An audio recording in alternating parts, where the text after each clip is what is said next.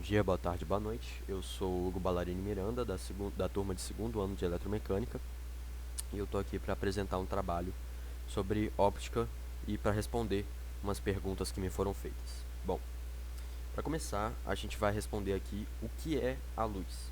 A luz ela é um conceito que vem sendo discutido ao longo de toda a história da física. Isso começou com Isaac Newton. Isaac Newton foi quem começou a dar a base para a gente perceber o que é a luz. Como ele não tinha muito recurso na época, ele não conseguiu perceber todas as propriedades da luz.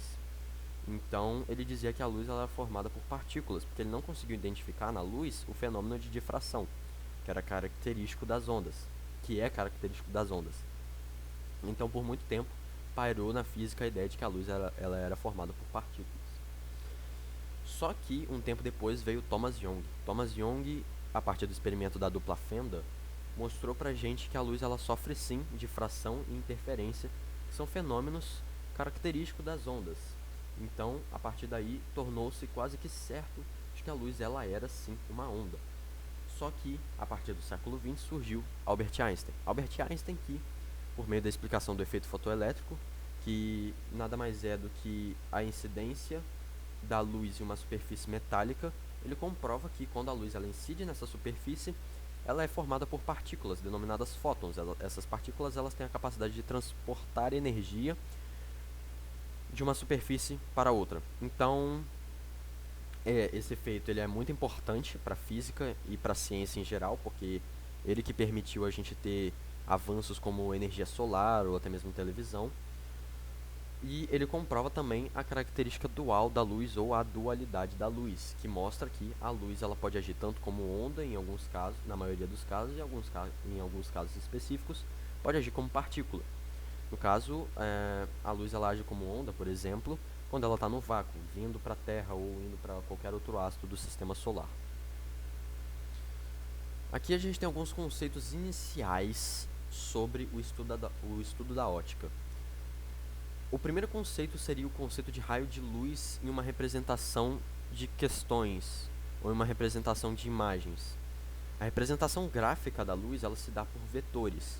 Esses vetores eles representam a direção e o sentido de propagação dos raios de luz, que é para a gente entender para onde que a luz está indo dentro daquela imagem. E o feixe de luz é o conjunto desses raios de luz. E aqui a gente tem mais alguns conceitos relacionados a fontes de luz. A fonte de luz ela pode ser tanto monocromática, ou seja, ela emite só uma cor. A gente tem o exemplo da luz amarela, né, das lâmpadas de vapor. Ou ela pode ser policromática, ou seja, emitir várias cores diferentes, como a luz solar, que é uma luz branca, ou seja, a junção de todas as cores. E aqui a gente tem alguns fenômenos ópticos para terminar essa introdução e começar de verdade ao estudo da ótica. Bom, com esses fenômenos ópticos a gente tem a reflexão. A reflexão, ela nada mais é do que, vamos supor, um feixe de luz, tem os raios de luz aqui, e eles estão propagando nesse meio. Vamos supor que seja o ar.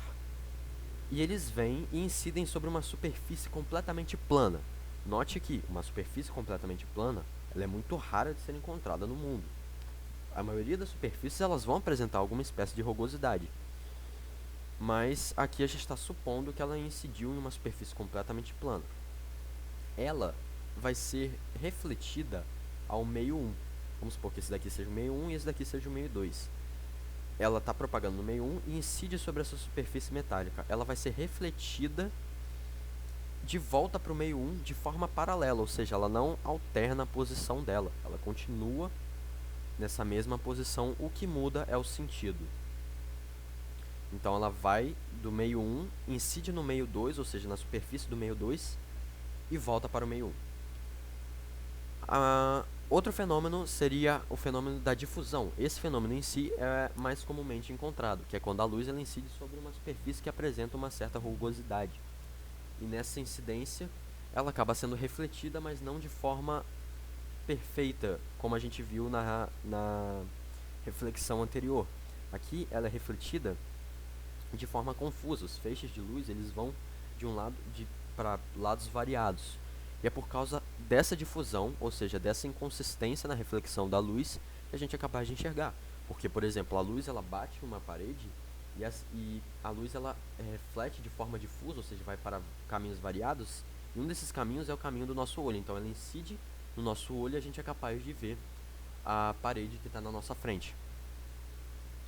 Outro fenômeno seria o fenômeno de refração, que é quando a luz ela está em um meio, se propagando em um meio, o ar, por exemplo, ela incide na superfície de outro meio, vamos supor, na superfície de uma piscina, ela passa a se propagar nessa piscina de outra forma. No caso, a velocidade de propagação seria diferente, né? Até porque a densidade do ar é uma e a densidade da água é outra. Ela vai alternando a velocidade de propagação dependendo do meio que ela está se propagando. E aqui vem a primeira pergunta, ou a segunda pergunta. Como enxergamos as cores? As cores elas são enxergadas a partir do momento em que a luz branca do sol incide. Vamos supor, a luz branca do sol está incidindo sobre um objeto. A cor que esse objeto refletir vai ser a cor que ele é. Todas as outras ele vai absorver. Então, se esse objeto for azul, por exemplo, ele vai refletir a cor azul e vai absorver todas as outras. E assim a gente consegue enxergar ele sendo azul. Se esse objeto for branco, ele vai refletir todas as cores e a gente vai enxergar ele como branco. Se esse objeto for preto, ele vai absorver todas as cores, porque o preto é a ausência das cores, e a gente vai enxergar ele como preto.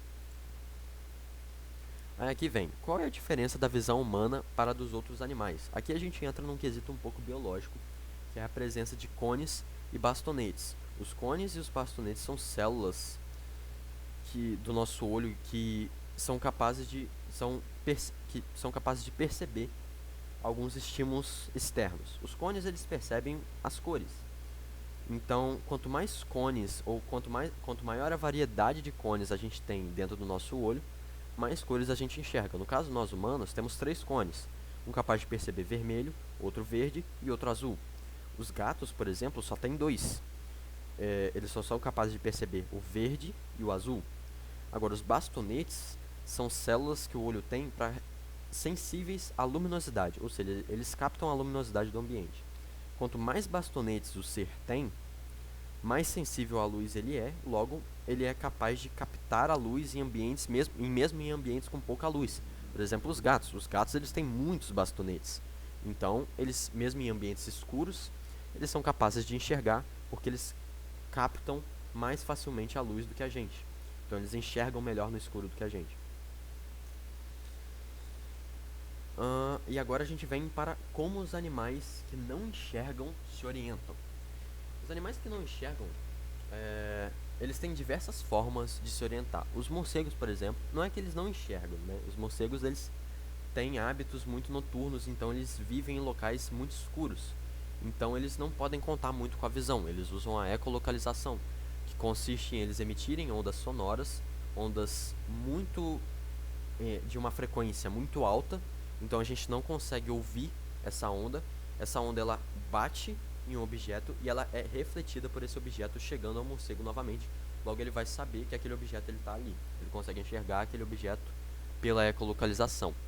Outros animais também que a gente vê, que a gente tem muito exemplo, são as serpentes. A maioria das serpentes elas possuem uma visão precária e algumas até podem ser cegas, mas elas conseguem enxergar a partir do olfato, porque os sentidos delas são muito aguçados, e elas também possuem visão infravermelha, que é nada mais nada menos que elas conseguem perceber as ondas de calor que o nosso corpo emite. E aqui a gente tem os tipos de ondas eletromagnéticas. Os tipos de ondas são 7, sendo classificados pela frequência e oscilação. Aqui a gente tem os tipos de onda e aqui a gente tem a luz visível, que também é um tipo de onda. A gente tem primeiramente as ondas de rádio, que são as de maior comprimento. Elas são usadas para transportar as informações para antenas de rádio ou televisão, por exemplo. A gente tem as ondas de micro-ondas, que são maiores do que a de rádio e são utilizadas no micro-ondas que a gente tem em casa, por exemplo, ou nos roteadores de Wi-Fi. A gente tem as ondas infravermelhas, que a gente não pode ver, mas está bem perto do espectro visível. E a gente pode perceber essas ondas em detectores de movimento ou em fotografias térmicas que são muito utilizadas na medicina, por exemplo. E também tem a visão da cobra, que a gente pode usar como exemplo aí, que foi citada aí anteriormente. A gente tem a luz visível, que são as luzes que a gente consegue ver a olho nu, né? Azul, vermelho, amarelo, enfim. A gente tem os raios ultravioleta, que são os raios que muitas vezes quando a gente vai sair, a gente passa protetor solar para nos proteger desses raios, porque esses raios eles têm um comprimento muito pequeno. Então eles entram muito fácil no nosso corpo. Ele é absorvido muito facilmente pelo nosso corpo, ele é nocivo para o nosso corpo. Por isso a gente se protege passando o protetor solar na nossa pele quando a gente vai sair em um dia muito quente, por exemplo. Não necessariamente um dia quente, mas quando a gente vai ficar exposto à luz do sol. Eles podem ser vistos também em raio-x, né? Justamente pela característica deles serem absorvidos muito facilmente por partes densas do corpo. Por partes densas do corpo. E a gente tem os raios gama, que são raios de comprimento mínimo e eles são utilizados na esterilização de equipamentos justamente porque eles conseguem alterar o núcleo das células, para você ver o quanto que eles são absorvidos. Eles entram dentro do núcleo das células e são capazes de alterar isso, de alterar esses núcleos. Então eles são utilizados por isso na esterilização de equipamentos médicos. E aqui a gente vem à última pergunta, que é como funciona o Sol. O Sol ele funciona à base de hélio, né? No caso ele funciona à base de hidrogênio e a queima do hidrogênio produz hélio. Essa queima do hidrogênio ela ocorre no núcleo do Sol. Essa queima ela gera um calor suficiente para queimar todo o sistema solar. Esse calor ele é emitido por raios gama, citados anteriormente. Só que ele passa pelas diversas camadas do Sol e perde grande parte da temperatura. Né? A gente já viu isso em como o calor se transmite, seja por convecção, por irradiação, enfim. E aí, quando esse calor ele chega na superfície solar, ele está bem menos quente e ele é transmitido por irradiação para os outros astros, né? E uma curiosidade, que muita gente já sabe, a luz, em sua velocidade, ela demora 8 minutos para chegar do Sol para a Terra. E como a gente disse também lá no início, quando a luz está no vácuo, ela se move em formato de onda. E, bom, creio que seja isso. Esse é o fim. Eu tentei ser o mais breve possível. Espero que tenha sido de certa utilidade, talvez. Mas é isso. Até uma próxima oportunidade.